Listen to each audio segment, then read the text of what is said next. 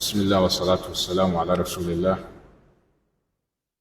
وعلى آله وصحبه ومن والاه وبعد. إن الحمد لله نحمده ونستعينه ونستغفره ونعوذ بالله من شرور أنفسنا ومن سيئات أعمالنا. من يهدي الله فلا مضل له ومن يضلل فلا هادي له، وأشهد أن لا إله إلا الله وحده لا شريك له، وأشهد أن محمدا عبده ورسوله وبعد. Barkanmu da sake saduwa a wannan masallaci na al-Imam al-Bukhari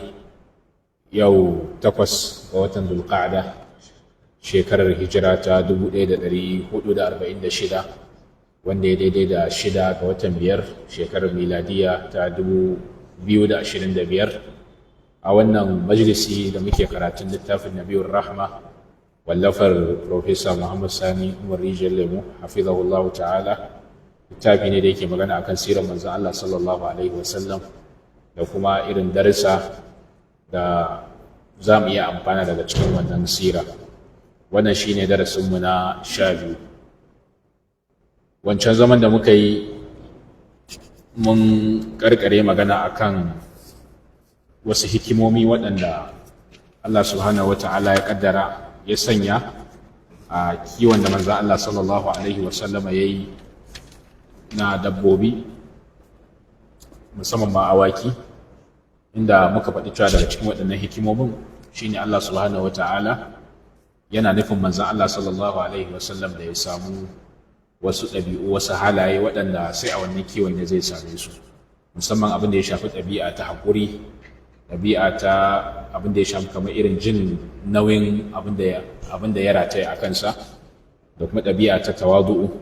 da kuma nutsuwa da kuma dattaku da dai irin waɗannan ɗabi'un, wanda a kiwon dabbobin ne, a kiwon awaki zai samu waɗannan ɗabi'ar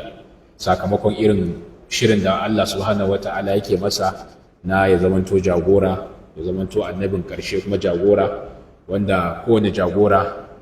annabi yana buƙatar waɗannan siffofin. Shi yasa ma Allah subhanahu wata'ala ma ya kaddara cewa duk sanda zai aiko wani annabi to sai yayi wannan sana'a, sai yayi wannan kiwo na awaki, saboda dimbin hikimomi waɗanda suke cikin wannan aiki. Sannan kuma mun faɗi cewa daga cikin darussan kiwon manzon Allah sallallahu alaihi wasallam shine akwai kamar ishara ga masu karantarwa ko kuma masu da'awa ko kuma waɗanda suke da rajin kawo gyara ko canji a cikin al'umma, ya kasance sun tashi tsaye sun nemi na kansu, sannan kuma ya kasance kuma kada kuma su dogara da wani ko kuma su kasance a ƙarƙashin wani, dan zai iya zamantowa hakan zai iya ba su matsala ko kuma zai ba su rauni a da'awarsu ko a gyaran da suke so su kawo. Kila wannan abin da suke so su tabbatar na gyara ko kuma da'awa da suke yi, kila za ta iya cin karo da shi wanda ya kasance kamar yana ɗaukar ɗawainiyarsu. To a irin wannan yanayin zai zamanto kenan, zai zamanto ko dai su yi shiru su kasa yin abin da ya kamata, ko kuma watakila su mai ɗin amma kuma zai zamanto kamar ana goranta musu, ana nuna cewa ai karkashin su suke, kuma sannan ma za a iya ma amfani da wannan ma a ga cewa an yanke musu abin da suka dogara da shi. Don haka muka faɗi cewa daga cikin shirin da duk wani mai kawo gyara zai ko kuma kowane mai da'awa zai yi shine ya kasance yana da abin kansa, kuma hakan ma za mata sa ma ya zama to ya mafi samun yanci, sannan ma kuma zai mafi ma mutunci da kuma girma a idan mutane da kuma su kansu waɗanda ake so a kawo gyara a cikinsu. Sannan kuma mun faɗi cewa kamar cewa aiki na hannu, neman na kai, wannan shine kusan mafi kamar halaccin arziki ko kuma a ce mafi daɗin dukiyar da mutum zai ci shine kasance dukiyar da ya same ta da hannunsa. Mun ba da misalai bayan su kansu annabawa ma, kusan kowane annabi idan ka ɗauka tarihinsa to zaka ga akwai wani abin da yake yi. Wasu bayan kiwon awakin zaka ga sun haɗa da wasu sana'o'in suna yi, kamar annabi Zakariya ana ba da labarin cewa ya kasance makeri ne. Annabi Dawud alaihi salam wanda khalifa ne, sarki ne amma kuma duk da haka kuma ya kasance baya cin wata dukiya face sai da dukiyar da shine kusan sai da dukiyar da ta kasance ya samu ta ne sakamakon wani aiki da yi ko wani kwadago da yi. So duk wannan darasi ne ga su kansu masu kira ga wannan, to shine kuma kowa mutum ya samu ya tashi tsaye ya ga cewa ya ma ɗauki ɗauniyar kansa. Sannan kuma daga kuma cikin abin da muka gani shine sunnar Allah subhanahu wata'ala ta gudana akan cewa mutum ba da za a yi mutum kawai yana zaune Allah ya bashi duk abin da yake nema har sai ya tashi ya nema tukunna, har sai ya tashi ya nasa kokarin, daga nan kuma Allah subhanahu wataala sai ya bashi. Inda ce akwai wani wanda za a ba abu haka salin alin ko kuma abilis ba tare da ya sha wahala ba ko ya tashi ya yi fafutuka, to da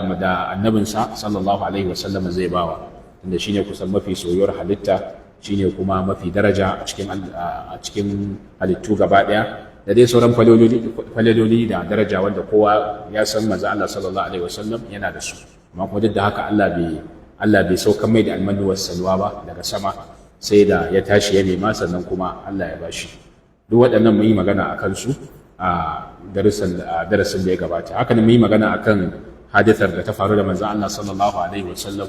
wato hadithar shaqqu sadr, tsagar kirji kenan, wannan muka faɗi cewa wannan haditha ta faru da manzo Allah sallallahu alaihi wasallam ne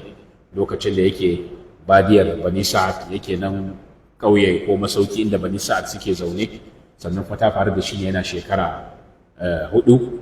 kuma mun faɗi abin da ya faru a takaice na kasancewar suna wasa da yara, wani mala'ika ya zo ya tsaga kirjinsa,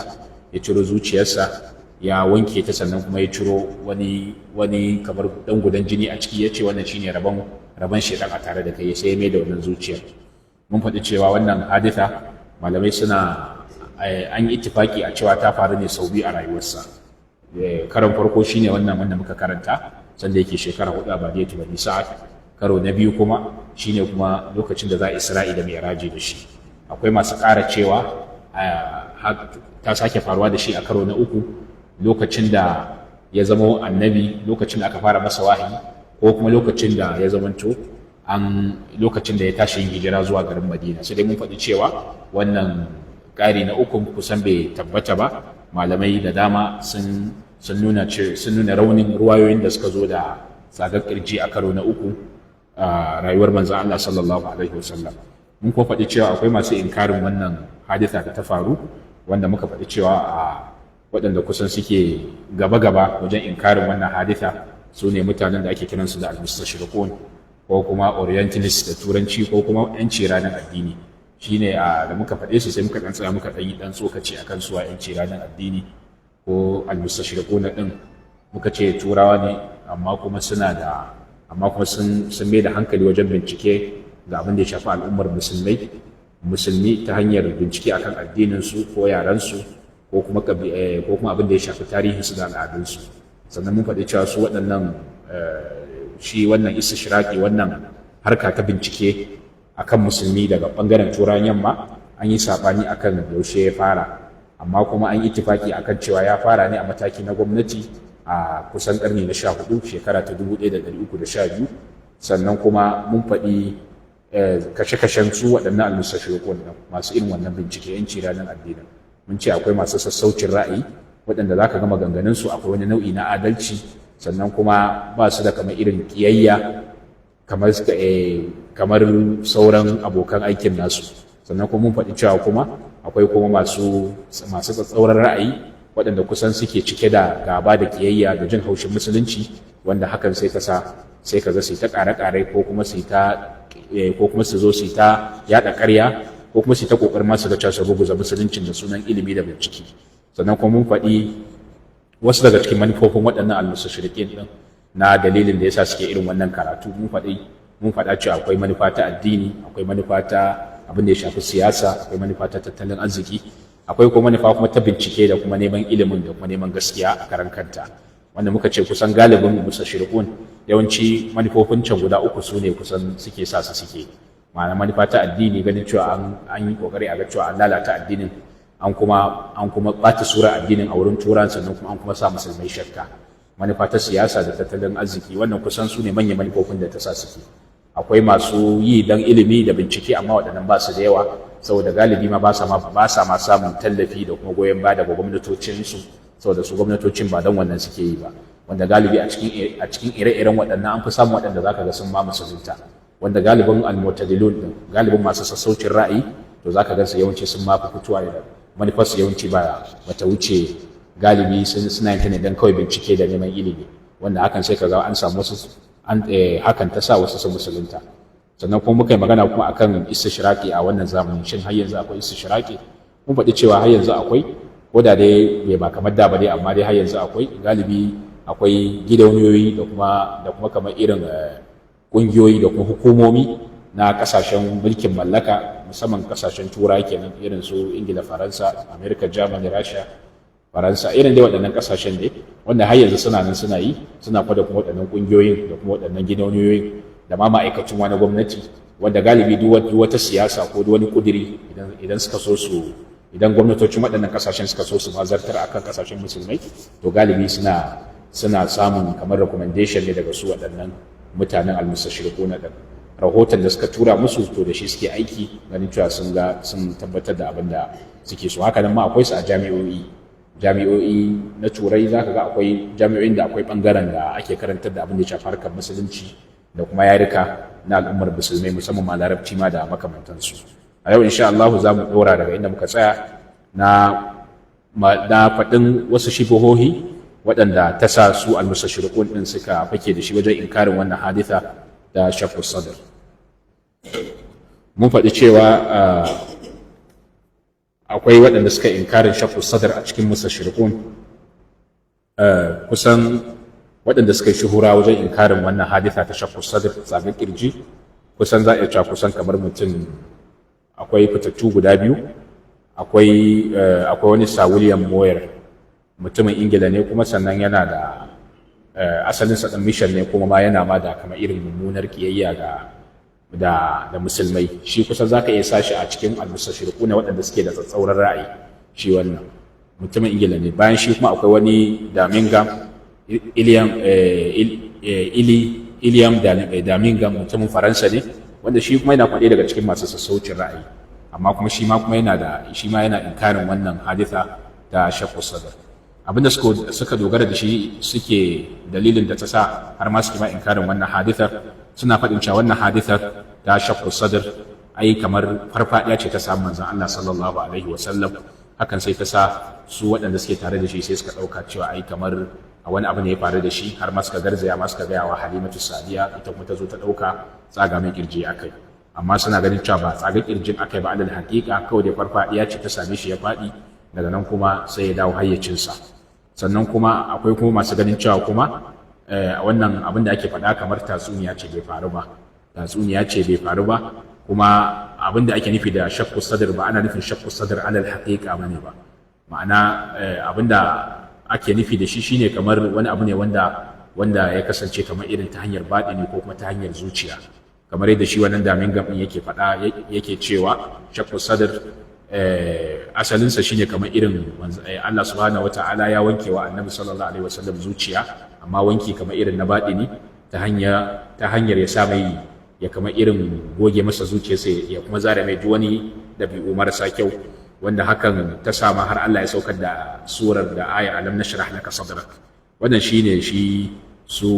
wannan kusan su waɗannan ra'ayukan guda biyu sune kusan suke kai kawo a tsakanin mustashriqun, da masu ganin cewa farfadiya ce da kuma masu ganin cewa tatsuniya ce, abun ba wai a zahirin sa ake nufi ba, cewa ba wai kwantar da manzon Allah aka tsaga zuciyarsa aka wannan ba, kawai dai Allah ya sanya mai kamar irin wasu ɗabi'u, ya kuma wanke mai zuciyarsa ta yadda zuciyarsa ta kasance babu wasu mugayen halaye kuma makamancin haka. Haka nan akwai wasu daga cikin musulmai waɗanda suka tasirantu da al-mustashriqun duk sakamakon raunin da musulmai suke da shi a yau, sai zamanto suna kwaikwayon ya zamanto waɗanda suka yi galaba akan su, waɗanda su ne mustashriqun din turan yamma, to sai zamanto suna da wani kamar tasiri akan su, wani influence akan su, wanda wannan ka'ida ce akan ma al'ummar akan jinsin dan adam. Ina ga kamar mun mata ma faɗa a darussanmu na farko wata ka'ida da Ibn Khaldun yake faɗa cewa shi wanda aka ci nasara, shi wanda aka yi galaba akan sa, kullum kokari yake ga cewa yayi koyi da wanda ya yi galaba akan nasa, saboda gani yake duk wata kamala shi wancan din ya riga ya cika. To sakamakon a yau al'ummar musulmi an yi galaba akan mutu, sai zamanto a kokari sai zamanto su waɗanda suka yi galaba akan namu suna da tasiri akan mu sosai, yadda sai kaga ra'ayoyinsu su ne ake la'akari da su a nan al'ummar musulmai, fahimtar su da kuma yadda suke kallon al'amura, to sai kaga kuma mu ma nan musulmai da su ake amfani, ake kokarin a ga cewa an fassara rayuwa ko kuma an kalli komai na rayuwa ta wannan mahanga ta su. So a cikin musulmai an samu wani marubuci Muhammad Hussein Haikal, shi ma ya bi wannan ra'ayi na ganin cewa wannan hadithar shaqqu sadr din bata tabbata ba, sannan kuma ya ƙara akan hujjojin da suka faɗa na cewa kuma hadithar ma asalin kissan ma kissa ce da'ifa, ma'ana da'ifatu sanad, isnadin ta bai inganta ba, kuma sannan kuma akwai kamar irsali a ciki, ma'ana sahabbai, ma'ana tabi'in da ya rawaito kawai tabi'in kai tsaye kawai ya ce manzon Allah ya faɗa, ko kuma ya rawaito hadithar ba tare da ya faɗi sahabin da ya gane mutum da shi tabi'i ne, kaga bai ga manzon Allah ba, da tana a ce daga bakin manzon Allah ya ji. Sannan kuma ya kuma ƙara da cewa ai manzon Allah sallallahu alaihi wasallam sanda abin ya faru da shi an ce yana shekara 4, kuma shekara 4 kuma yaro bai kai shekarun a wannan shekarar galibi ma ba shi da kamar irin tunanin ko kuma hankalin da yake iya gane mai ke gudana a kewayensa, wanda tana har a ce idan ya girma ma yana ma iya tunano abin da ya faru da shi a wannan shekarar. Waɗannan kusan su ne shubuhohin da su waɗannan suka dogara da su wajen inkarin wannan hadisa ta shakku sadr. Martanin da malamai suke musu kusan martani ne wanda ba wani dogo ba, saboda wani musulmi ma martanin ma ba zai gagare shi ba. Na biyu, na farko shine dalilin martanin da malamai suke musu shine su waɗannan mustashriqun din, musamman ma su mustashriqun turawa, galibin su suna kallon rayuwa ne kallo irin na abin da ya shafi kamar irin kallo na almaniya ko na maddiya, ma'ana kallo na secularism wanda ba ruwan shi da harkar wanda yake raba addini da rayuwa, sannan kuma irin kallo na kuma kamar irin materialism wanda bai yadda da wani abu na gaibu ba, inda su turawa ne su kuma sannan sun taso a cikin al'ummar da duk ba ta yadda da irin wannan abubuwan ba, duk wani abin da wata harka ta mu'jiza ko wani abu na gaibu gani suke tatsuniya ce. Kusan kamar yadda yake sannan ne cewa turawa kusan tun a karni na 14 suka fara fuskantar wani canji, suka fara fuskantar canji na tunaninsu, inda suka shiga zangon da ake kiran shi da asrun nahda, renaissance yadda suke faɗan shi, sannan kuma daga baya kuma suka kuma tafi kuma zuwa ga asrul tanwir, enlightenment. To duk wannan canjin da suka samu a wannan lokacin to ya zamanto sun dinga fuskantar canji wanda a lokacin a hankali suka dinga barin addini, ya zamanto komai suna mai fassara na abin da ake gani a zahiri, ma'ana duk wani abin da ba a gani a zahiri to sukan bijire masa, sukan jefar da shi sakamakon suna su addinin yadda yake cike da tatsuniyoyi da makamancin haka. To a haka har zuwa ƙarni na 17 ya zamanto ma gaba ɗaya ma almaniyar ko ce ƙarni na 18 tsarin raba rayuwa da addini gaba ɗaya, yi wa rayuwa fassara wacce ba ta da alaƙa da addini gaba ɗaya, ya zamanto ya yi tasiri a cikin al'ummar turai, har ya zamanto ma waɗanda suka zo daga baya sai ya zamanto duk abin da suke gani irin wannan, ko kuma ce irin wannan manhaji na turan da suka hau kai sai zamanto shi ne suke gani asali daidai. Da haka duk wani abin da za a zo a bada labari a ce wani abu ya faru na gaibi ko na mu'jiza ko na karama ko wani abin da zai saba a hankalin ɗan adam, to za ka ga ba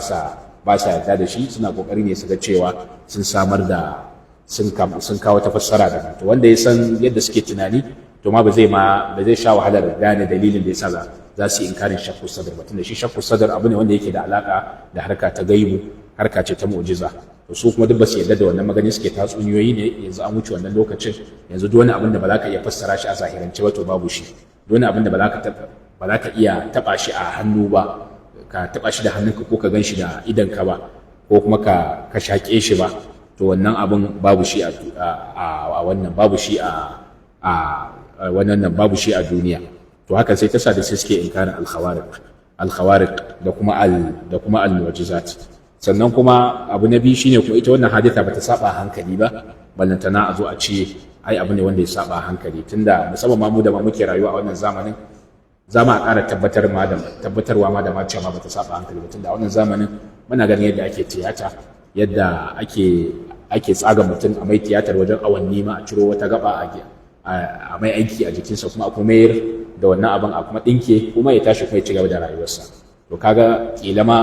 karfin ma inkarin abun ma a wancan zamanin ma sai ya ma kuma sama da wannan zamanin, tunda shi wancan zamanin kila za a iya cewa ba a yin wannan abu, ba a irin wannan tiyatar. To amma a yau wanda yake rayuwa a wannan zamanin kuma kaga shi ne ya kamata ya gane cewa abun ma bai saba hankali ba. Sannan ma kuma kamar yadda malamai suke ma faɗin cewa su harka ta mu'jiza da kuma harka ta annabawa abu ne wanda ba wani abin da za ka ga sun zo da shi wanda ya saba hankali, sukan dai zo da wani abin da ya saba al'ada, amma kuma idan ka bi kuma za ka ga cewa kuma bai saba hankali ba, musamman abin da ya shafi harkar ko wata koyarwa ko kuma wata shari'a ko kuma wani makamancin haka. A nan shi ne Ibn Taymiyyah, ina ga shi ne idan ban manta ba, yana faɗin cewa annaba ba sa zuwa da abin da yake kamar irin ya saba wa hankula, sai dai su dai zo da abin da yake rudar da hankula a karan farko, tunda watakila wani abu ne wanda hankali bai taɓa kaiwa gare shi ba ko kuma bai fuskance shi ba. To irin wannan annaba su kan iya zuwa da shi, wanda daga baya kuma idan hankalin ya tsaya ya nutsu to zai ma iya fuskantar wannan abu. So don haka a wannan kadami, wannan gaba ta saba hankali, wannan hadisa ta saba hankali ba, saboda wannan zamanin ma muna ganin ana irin wannan tiyatar. Sannan kuma shi manzon Allah sallallahu alaihi wasallam annabi ne, kuma Allah yana da ikon ya zartar da wani abin da ya aiwatar da wani abin da ya kamata. Sannan kuma wannan game da masu inkarin cewa isnadin hadisin bai inganta ba, wannan kuma ba shi da ma mahalli, tunda hadisin ko kuma wannan kissar ta zo ta hanyoyi da dama. Kila za a iya samu wasu hanyoyi waɗanda za a ce su watakila waɗannan hanyoyin ko akwai matsala a tare da su, amma dai akwai hanyoyin da ba a da ja ba a da tantama cewa sun inganta. Shi kansa wannan kissa kusan ta zo ne a cikin sahih muslim kuma kowane musulmi kuma ya san matsayinsa a cikin al'ummar musulmi. Don haka wannan haditha ce tabbatacciya wacce ta tabbata a sirar manzon Allah sallallahu alaihi wasallam, kuma bata saba hankali ba. Waɗanda suke ja da ita galibi idan musashrikin ne waɗanda ba musulmai ba, to galibi suna ja da ita ne duba da mahangar da suke fassara al'amuran rayuwa a su inda suke. Mahanga ce wacce kusan ba ruwanta da addini, mahanga ce wacce kusan bata yadda da gaibu ba, bata yadda da wani abu na ma mu'jiza ba. Wasu ma zama kamar iya samu wasu ma wanda ma ba ma suna yadda da samuwar Allah ba. To kaga wanda ma bai yadda da wannan ba, to kuma kaga zai wahala a zo a ce za a gamsar da shi cewa wani mala'ika ya sako ya tsaga kirjin mutum, kuma sannan kuma ya wanke zuciyar, ya mai da zuciyar ya komai da ita. Sannan su kuma waɗanda kuma suka yi tasirantuwa da su kuma sakamakon ba kawai mane ya janyo wannan tasirin ba, sai kawai rauni da kuma ruɗuwa da kamar irin iko da tasiri na su turai din, da kuma rashin shi kansa sanin asalin abin yadda ya kamata.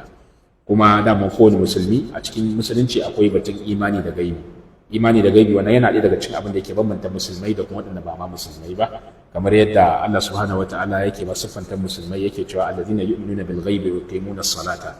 waɗanda suke imani da gaibi sannan kuma suke kuma tsaye da zakka. Wannan yana ɗaya daga cikin siffofin mu'minai a kowane lokaci. To kaga wanda ba musulmi ba zai iya gane wannan ba, sabani wanda shi yake musulmi, wanda ya san cewa musulunci ya gina ne akan miƙa wuya, akan at-taslim. Shi kansa ita kanta kalmar al-islam din an samu ta ne daga kalmar al-istislam, wato miƙa wuya. Kuma shi a musulunci iya miƙa wuyan mutum, iya kuma imaninsa da kuma matsayinsa a wurin Allah, kamar yadda za mu zo a can gaba mu gani. So wannan shine kusan kaɗan daga cikin martanin da ake ba su waɗannan al-mustashriqina ɗin da kuma waɗanda suka tasirantu da su. Akwai hikimomi da ta sa Allah subhanahu wata'ala ya yi wa manzan Allah sallallahu alaihi wasallam, ko kuma yace aka mai wannan hadith, aka tsaga kirjinsa, kamar yadda mai littafin ya ambata. Ya ce hikmatu shaqqus sadr, wato hikimar tsagar kirji. Yace fiha tahiyatu rasulillahi sallallahu alaihi wasallam lil ismati min ash-sharri wa ibadati ghayri Allah ta'ala litalaqqi ma sayunazzalu alaihi min al-wahyi. Ya ce a cikin wannan tsagar kirji akwai shirya manzan Allah sallallahu alaihi wasallam domin ya kasance kubutacce ne, domin ya kasance ya samu kubuta daga sharri da kuma bautar wani ba Allah ba, ma'ana ya zamanto ya samu isma ita ce kubuta. Kuma sannan ya zamanto ya zamanto kamar irin ya shirya zuciyarsa, ta shirya karɓar abin da zai sauko mata na wahayi. Wannan ita ce hikima ta farko wanda Allah subhanahu wata'ala ya kaddara ya sanya a wannan tsaga kirji da aka mai. Ma'ana Allah subhanahu wata'ala yana nufin ya wanke zuciyar manzon Allah ne, zamanto ya kubutar da shi daga aiwatar da duk wani sharri da kuma bautar wani wanda ba Allah ba. Tunda annabi ne, kuma annabin nan kuma su ake kuma rayuwarsa kuma ta kasance rayuwa ce wacce babu wani tabo ko da misalan zarratin ne. Tunda shi duk wani mai gyara ko kuma wani mai son ko wani mai karantara ko mai wa'azi ko mai da'awa, rayuwarsa kusan tana da muhimmanci sosai. Shi yasa ake so mutum ya iya kokarin sa ya ga cewa yayi taka tsantsan. Idan ya kasance ya dan wani abu a baya, yayi dan wani abu ko daga baya zo ya shiryu, to kuma zaka ga sanda yazo yake kokarin ya ga ya kawo gyara, to sai kaga akwai masu su kasa da wannan abu. To amma da yake Allah subhanahu wataala yana so ya ga ya tattushe waɗannan kofofin, hakan sai ta sa Allah subhanahu wataala ya kaddara faruwar wannan shakku sadar din, domin ya zamanto manzon Allah sallallahu alaihi wasallam ya kubuta daga aikata duk wani sharri a wancan lokacin a jahiliya, sannan kuma ya kubuta daga bautar gumaka, bautar wani wanda ba Allah ba. Tunda wanda ya taso a cikin al'ummar da take kan wata ɗabi'a kuma gani ake wannan ɗabi'ar ita ce daidai, to zai wahala kaga bai faɗa ba. To in dai ba Allah bane ya tsare shi, to Allah subhanahu wataala ya ɗauki matakin ya ga cewa ya shirya manzon Allah ya kare shi daga wannan faɗawa cikin wannan abu. Wanda a takaice kenan kaga za mu iya cewa kenan Allah subhanahu wataala kusan ya shiga kula da manzon Allah tun yana ɗan ƙarami, haka ya shiga kulawa da shi da kuma ƙoƙarin tsarkake masa zuciya har zuwa lokacin da ya kai mataki na annabta. Wannan ita ce hikima kusan ta farko. Hikima ta biyu kuma yace kama annaha kanat i'lanan min Allah ta'ala li makanatihi wa manzilatihi منذ صغره. Cewa wannan haditha ta shaqqu sadr ta kasance kamar wata shela ce daga Allah subhanahu wata'ala ga matsayin manzon Allah sallallahu alaihi wasallam da kuma martabarsa tun lokacin da yake ma dan karami. Ma'ana kamar alama ce wacce take nuni ga cewa wannan yaro nan gaba zai kasance yana da wani babban sha'ani, wanda ita kanta Halimatu Sa'diya din da abin da ya faru, wannan abin da ya faru da shi din ta tsorata, hakan sai ta sa sai ta dauke shi ta mayarwa da mahaifiyarsa, amma ko bata ga mata me ya faru ba. To bata ga mata me ya faru ba, ita dai da kanta dai ta dai gane fuskar, ta dai gane da cewa dai wannan ba kalau ba. To daga baya dai sai Halimatu Sa'diya din kuma sai ta bata labarin abin da ya faru da shi, cewa gashi wacce ita kanta mahaifiyar tasa take gaya mata cewa ita dai ta dai san shi din ba zai taba cutar da shi ba. To kaga wannan abin da ya faru da shi ya kamar yana ƙara fito da matsayin manzon Allah sallallahu alaihi wasallam ne, sannan kuma yana kwanuni kuma ga cewa kuma shaydan ba shi da iko a kansa, balantana a ce ya mai tasiri ko kuma ya mai wani abu wanda zai zamanto kamar irin zai kamar irin sa tabo a zuciyarsa. Sai kuma hikima ta uku kuma shine kuma wahiya aidan tathhirun li qalbihi fi suratin maddiyya tadhharu amama an-nas jami'an ولم يرتكب إثما ولم يسجد لصنم من طفولته إلى وفاته. yace sannan kuma wannan tsaga kirji abu ne kamar tsarkake zuciyarsa ce a cikin sura ta madda, ma'ana sura wacce take kusan a zahiri kowa yana gani, wacce take bayyana a gaban dukkanin mutane gaba daya. Hakan sai ta sama manzon Allah sallallahu alaihi wasallam a tarihi sa ba taɓa ganin ya aikata wani sabo ba ko wani zunubi ba na yan jahiliya, duk da cewa a wancan lokacin abu ne wanda kusan kowa ma yana yi, wanda in ya aikata a wancan zamanin ma babu aiba a kansa, babu zargi a kansa, tunda lokacin babu wata shari'a, babu wani kamar irin wani abu na halal ko na haram a wancan lokacin, kuma kowa ma yana yi. To amma ko manzon Allah sallallahu alaihi wasallam Allah sai tsare shi bai yi ire-iren waɗannan abubuwan ba, kuma sannan ma bai mata yin sujjada ga wani gunki ba tun yarintarsa har zuwa wafatinsa sallallahu alaihi wasallam. Akwai wani hadisi wanda wata kissa da aka rawaito cewa manzon Allah sallallahu alaihi wasallam da kansa yake bada labarin cewa sau biyu ya taba yunkuri ya aikata wani abu wanda yake da kamanceceniya da abin da yan jahiliya suke aikatawa. Akwai lokacin da ya yi yunkurin ya ji wani biki, ya ji wani labari ana wani biki,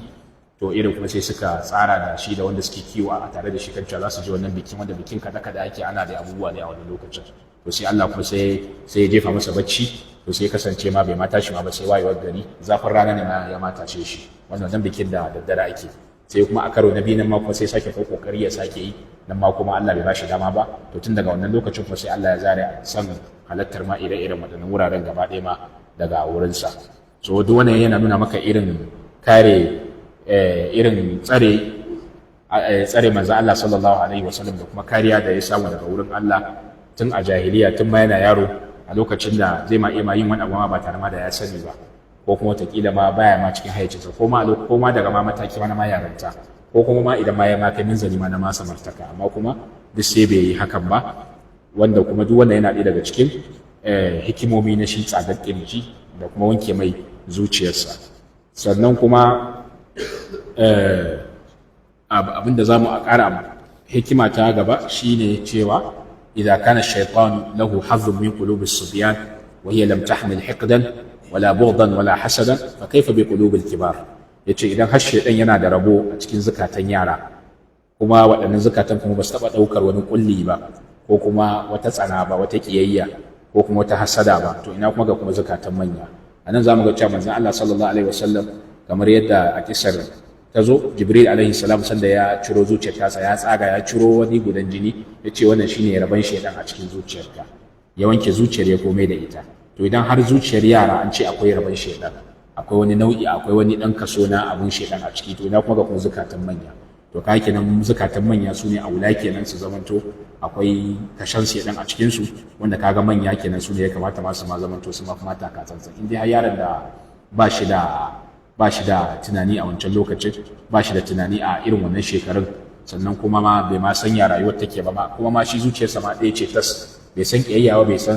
bai san hasada ba, bai san kuma duk wata cuta ta ma zuciya ba. In dai har akwai kasan shedan a ciki, to kaga zukatan manya ya za su kasance. To kaga wannan kenan abin tsoro ne, wanda hakan zai kai mu zuwa ga hikima ta biyar, wanda shi mai littafin zai ambata, inda yace shaqqu sadr marratayn wa tathiru qalbihi alladhi huwa anqa qulubil bashar yadullu ala ahammiyati ta'ahud alqalbi bis siyanati wat tathhir wa 'adam alghaflati anhu fa huwa makmanu al'adu wa mahallu waswasatihi wa ghazwihi. Yace tsagar zuciyar manzon Allah sallallahu alaihi wasallam har sau biyu, da kuma wanke da kuma tsarkake zuciyarsa, wanda shi ita wannan zuciyar ita ce kusan mafi tsaftar zakata a cikin jinsin ɗan adam. Wannan yana nuna mana a muhimmancin mutum ya dinga bibiyar zuciyarsa da gyara da kuma tsarkakewa akai-akai, kada ya zamanto ya mara kana daga yin haka, domin nan ne kamar irin inda makiyi yake fakewa, kuma sannan kuma nan ne wurin da yake waswasinsa, nan ne kuma wurin da yake kai yaki. To kaga kenan abin da zamu amfani da shi anan shine in dai har zuciyar manzon Allah sallallahu alaihi wasallam sanda yake yaro an cire rabon shedan a ciki, to kaga ina kuma ga zuciyar manya. Sannan kuma zuciyar manyan ma kuma wannan ma ba ma annabawa ba. To kaga wannan yana mana ishara ga cewa lalle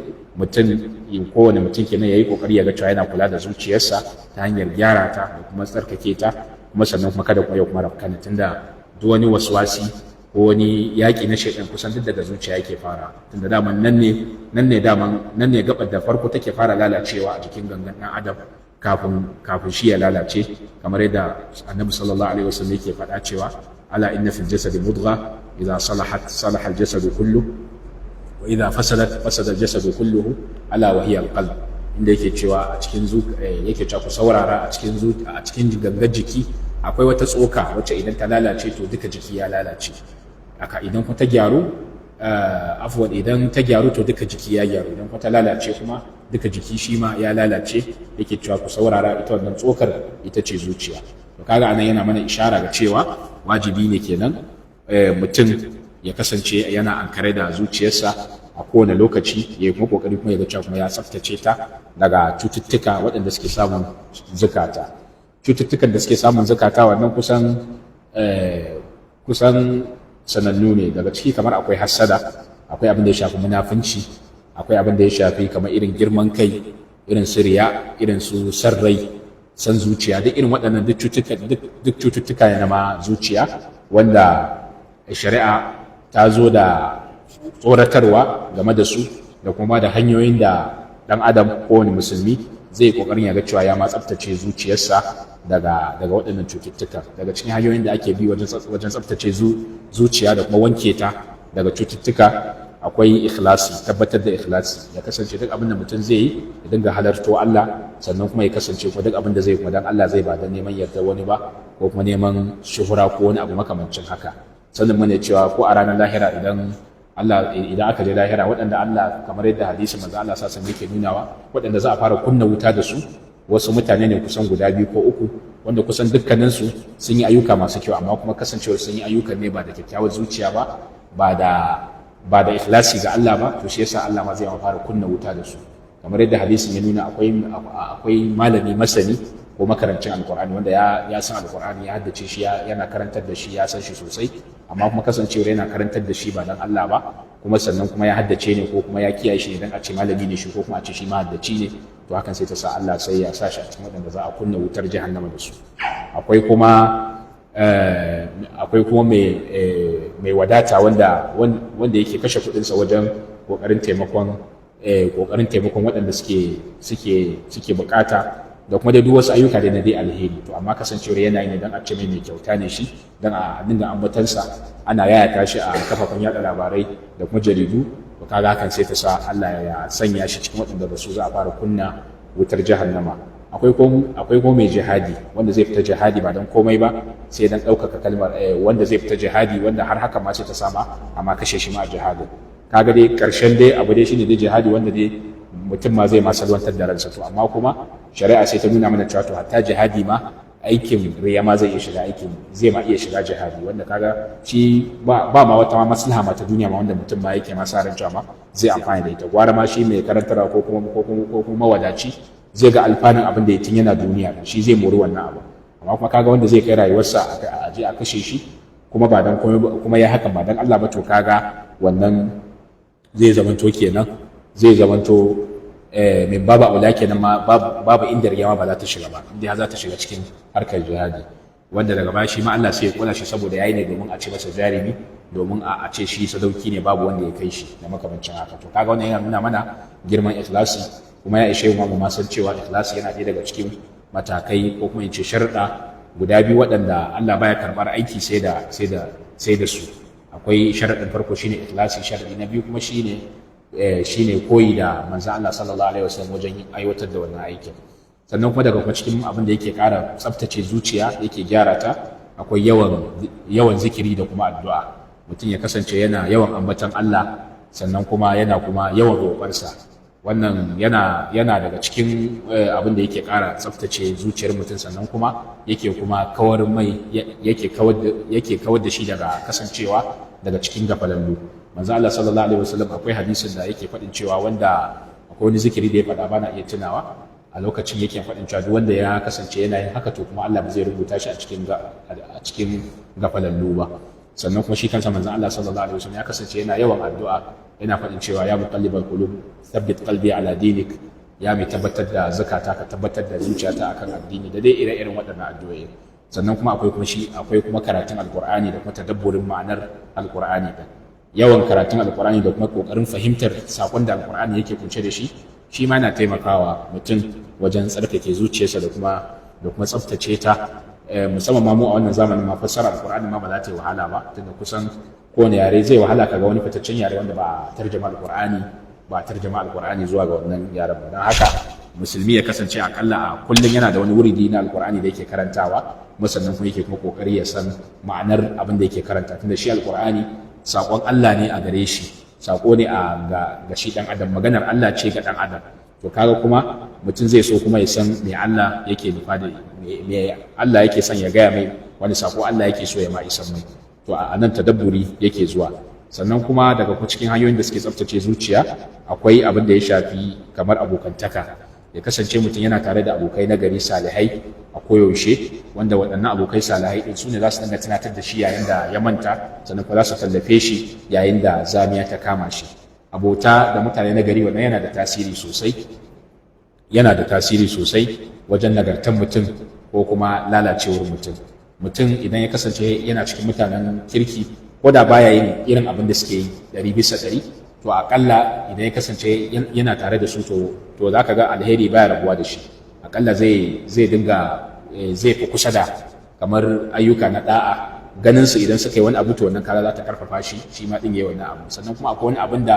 watakila ganin su tare da su to wannan za ta sa ya kin wannan abun, ko kuma idan ma ya mai din to su ma kuma za su tallafe shi, za kuma su kuma hana shi. Akwai hadisin da manzo Allah sallallahu alaihi wasallam yake bada wani kwatance tsakanin aboki na gari da kuma abokin banza, inda yake kwatanta aboki na gari da kamar wanda yake sai da turare ne, wanda shi kuma wanda yake sai da turare ko dai ka siya daga gare shi ko kuma ya dan san maka ko kuma ka ji kanshi mai daɗi.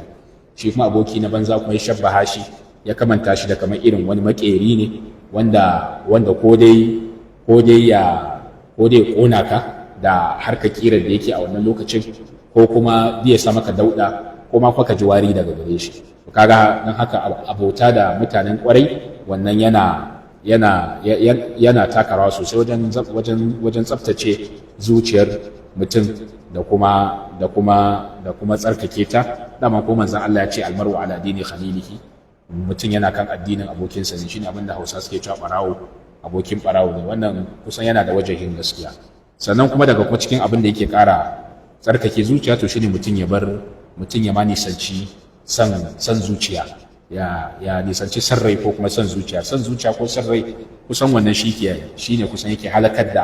da ma mutane. Mutum zaka ga gaskiya nan kire shi kansa ya yarda gaskiya ce, amma kuma saboda san rai, saboda san zuciya, to kuma zaka ga yaki imani da ita, wanda zamu zo a cikin sira zamu ga misalan haka. za mu ga misalan mutanen da iri-iri sun shaida cewa annabin Allah ne, sannan kuma manzo ne daga wurin Allah, kuma sannan da gaske yake ba ƙarya yake ba, amma kuma saboda wani dalili wanda yake da alaka da san rai da san zuciya sai kuma kaga sun gwammace su halaka suna ji suna gani. Allah subhanahu wataala dama yana faɗa wa manzon Allah yana ga manzon sa cewa wala tattabi'il hawa fayudillaka an sabilillah, cewa kada ka bi san rai fayudillaka daga nan kuma sai ya zama to kuma ya kama irin ya karkatar da kai daga kan tafarkin Allah subhanahu wataala. A kuma wani wurin kuma yake kuma faɗin cewa wanda ya saba wa san ransa to wannan shine zai samu, to wannan ba makawa shine zai samu aljanna, inda yake cewa fa amma man khafa maqama rabbih wa naha an-nafsa 'anil hawa fa innal jannata hiya al-ma'wa, wanda ya ji tsoron matsayin ubangijinsa sannan kuma ya hana zuciyarsa san ranta, to wannan aljanna ba shakka aljanna ita ce makomarsa. Sannan kuma daga kuma cikin hanyoyi waɗanda suke taimaka mutum wajen tsaftace zuciyarsa da kuma tsarkake ta akwai neman ilimi. Neman ilimi shi ma yana taimakawa mutum wajen sanin wajen tsarkake ita kanta zuciyar, tunda mutum ba zai san waye Allah, ba zai san girmansa ba zai kuma san matsayinsa ba face sai idan ya kasance yana da ilimi ne zai sa ya ƙara gane girman Allah. Sannan kuma akwai karanta labaran salihan bayi da kuma tarihinsu, wanda wannan za ta sa ya zama to ya ƙara samun gyaran zuciya da kuma tsarkin zuciya. Idan mutum yana yawan karanta tarihin annabawa, sahabbai, salihan bayi waɗanda kusan ga tarihin sunan kaca-kaca, ga tarihin sunan baje-baje a ko'ina, to kaga wannan za ta sa mutum ya ƙara ƙaimi, sannan kuma ya kuma ƙara kuma tsarkake zuciyarsa, ya kuma gane cewa lalle na gaba yayi gaba. Duk waɗannan matakai ne da ma wasunsu ma waɗanda kusan suke taimakawa bawa wajen ganin cewa ya samu tsarkin zuciya. Haka nan daga cikin darussan da zamu amfani da su a cikin wannan kissa ta shaqqu sadr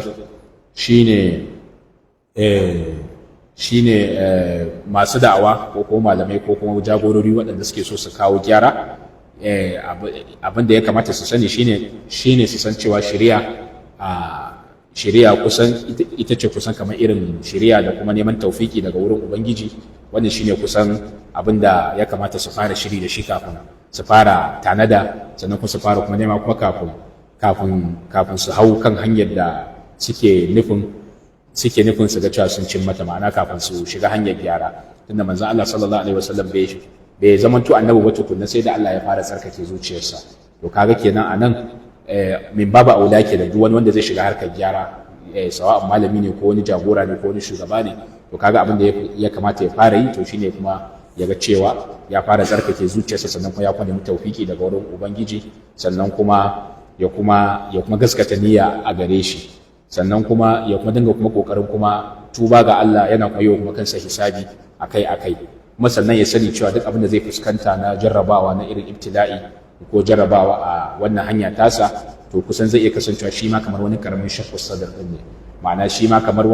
wata hanya ce wacce Allah subhanahu wataala yake so ya ƙara wanke zuciyarsa ya kuma ƙara tsarkake ta kamar yadda Allah ya yi wa manzansa sallallahu alaihi wasallam. Sannan kuma daga kuma cikin darasin da zamu amfana da shi a nan shine zuciya ita ce mahallin imani da kuma wahayi. Shi yasa wajibi ne ita wannan zuciyar ta kasance ta samu tsarki daga cikin kowane datti, kuma musamman ma zuciyar ma da ake shirya ta domin ta ɗauki hasken shiryar Allah subhanahu wata'ala ba. Da haka kaga kenan duk wanda zai fara harkar gyara kamar abin da muka faɗa a baya, to ya fara kokarin ganin cewa ya gyara zuciyarsa, ya bar duk wasu halaye marasa kyau waɗanda kusan za su zamanto kamar irin wani rabon shaidan ne a tare da shi. Sannan kuma daga kuma cikin darussan da zamu amfana da shi a nan shine muhimmancin ita kanta zuciya, markaziyar zuciya, ma'ana muhimmancin matsayin zuciya a cikin addini da kuma a kuma cikin kyawawan ɗabi'u. Za mu ga addini ya ba zuciya muhimmanci sosai, kamar yadda muka faɗa a hadisin dazu, wanda manzo Allah sallallahu alaihi wasallam yayi ishara da cewa ita ce idan ta gyaru to gangar jiki ya gyaru gaba daya, sannan kuma in ta lalace kuma gangar jiki kuma ta lalace gaba daya, wanda wannan zai nuna maka muhimmancin zuciya a cikin addini, tunda duk wani gyara ta zuciya yake farawa kafin ya je zahiri. Abinda ya kasance zuciya bata yadda da shi wato ko da ya bayyana a zahiri, to nan zahirin baya iya dogewa a kansa. Shi yasa zaka ga bambancin munafikai da kuma mu'minai. Su munafikai kamar yadda Allah yake cewa idan qamu ila salati qamu kusala wa idan qamu ila salati qamu kusala yura'una an-nasa, idan suka tashi yin sallah to kuma zaka ga cewa suna tashi yin suna masu kasala, suna kuma masu kuma neman ganin idan mutane, sabanin kuma mu'minai wanda Allah ya siffanta su da cewa alladhina hum fi salatihim khashi'un, waɗanda su kuma a cikin sallar su kuma suke kuma da khushu'. Dan haka zuciya ita ce kusan take da tasiri akan ayyukan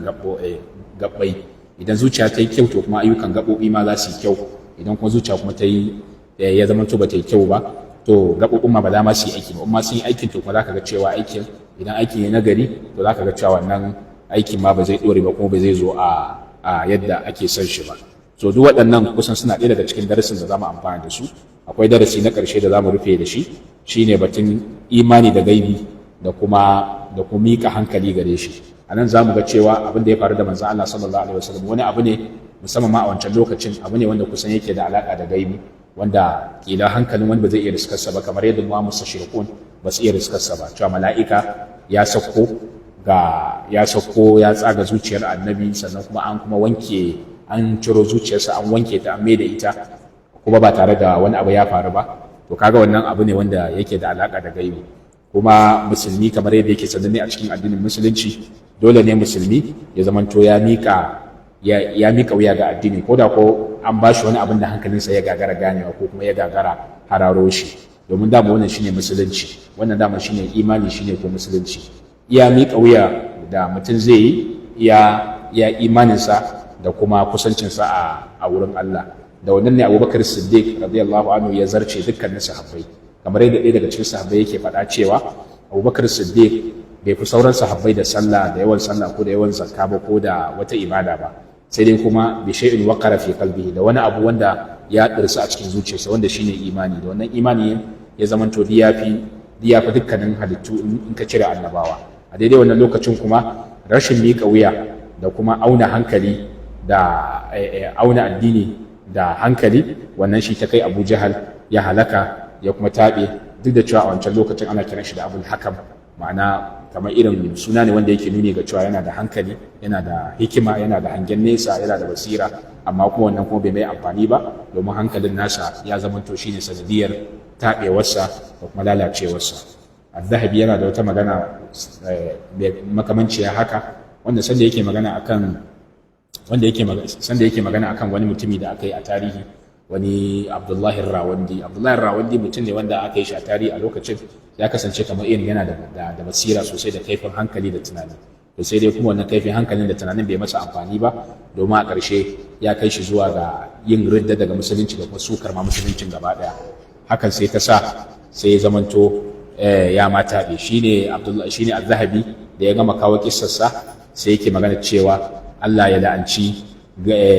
la'anci wayan ko kuma kaifin hankalin da ya rabu da imani. So duk wanda yana ɗaya daga cikin darussan da zamu amfani da shi, wanda idan muka zo magana akan Isra'i wal Mi'raj zamu ƙara faɗaɗawa sosai akan wannan babi na batun taslim, wato wajabcin musulmi ya miƙa wuya ga abin da ya inganta na addini, sawa'an ya daidai da hankalinsa ko kuma yana ganin cewa ya saba hankalinsa. Waɗannan su ne kusan kaɗan daga cikin darussan da zamu amfani da su na wannan haditha ta shakku sadr.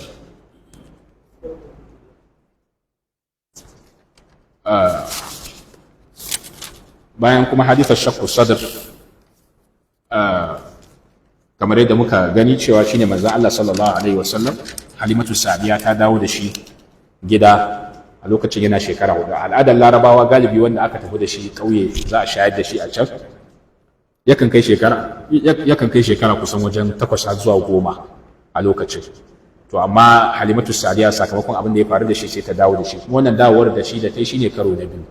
Akwai karon farko da ta dawo da shi a lokacin yana shekara 2, ta dawo da shi domin mahaifiyarsa ta gan shi, tunda tun rabuwa ba a sake haɗuwa ba, musamman ma a wancan lokacin, kaga wancan lokacin ba wata waya ko ta kyamara balle a video call a gaya yaron yake ko wani abu, duk babu wannan abu. To kaga shekara 2 tun yaro daga haihuwarsa bai fi 'yan kwanaki ba a lokacin aka tafi da shi, to ba sake da shi ba sai bayan shekara 2 da mahaifiyarsa ta gan shi, to kuma sai ƙara shiga ranta, har ma a lokacin ma ta ba niyan ma ba za ma amame da shi ba, wacce ita Halimatu Sa'diya din a lokacin ta yi ta magiya, ta nemi cewa a batta ta koma da shi domin da sauransa tukunna, kuma tana je masa tsoron annobar garin Makka, tunda bai gama kwari ba, daman can manufar kai shi can Banu Sa'ad din to shine ya zama to ya samu lafiyayyen jiki, sannan kuma ya kubuta daga irin rashin lafiya da kuma cututtuka waɗanda suke kama yara. To sai ta ga cewa to ai har yanzu shekarunsa ba su kai munzalin da zai zama to ya samu wannan kariyar ba, dan haka ya kamata a sake koma da shi. Da kyar dai ta shawo kan mahaifiyarsa ta yadda ta koma da shi, mahaifiyarsa ta